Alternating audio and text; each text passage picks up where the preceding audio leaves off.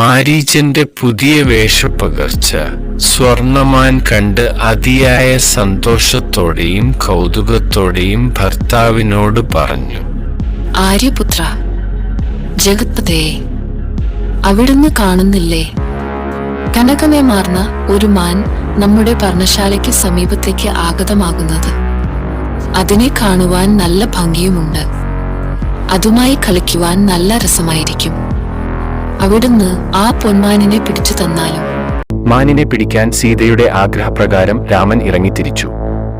മാൻ വളരെ ദൂരേക്ക് ഓടി മറഞ്ഞു. മാനിനെ പിടിക്കാൻ കഴിയാതെ വന്ന രാമൻ അസ്ത്രം തുറന്നു. മാരീചൻ രാമശബ്ദത്തിൽ കരയാൻ തുടങ്ങി. രോദനം സീതയുടെ കാതുകളിൽ മുഴങ്ങി. ഒന്ന് പോയി നോക്കുവാൻ ലക്ഷ്മണനോട് സീത ആവശ്യപ്പെട്ടു. അത്തരമൊരു രോദനം രാമനിൽ നിന്നുണ്ടാവുകയില്ല എന്ന് ലക്ഷ്മണൻ ഉറച്ച ശബ്ദത്തിൽ പറഞ്ഞു. ഇത് കേട്ട് സീത പരുഷവാക്കുകൾ പറയാൻ തുടങ്ങി.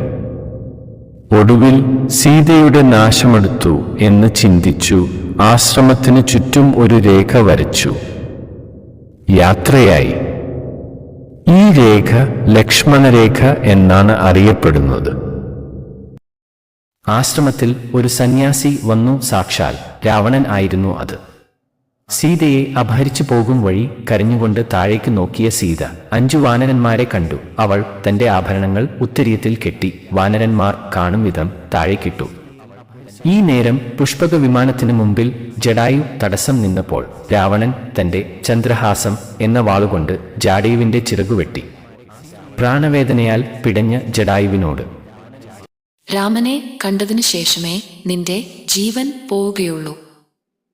വാനരോടൊപ്പം സീതാന്വേഷണം നടത്തുമ്പോൾ ജടായുവിൽ നിന്ന് വിവരങ്ങൾ അറിഞ്ഞ രാമൻ മനസ്സിൽ പ്രതീക്ഷയുടെ തിരി തെളിയിച്ചു.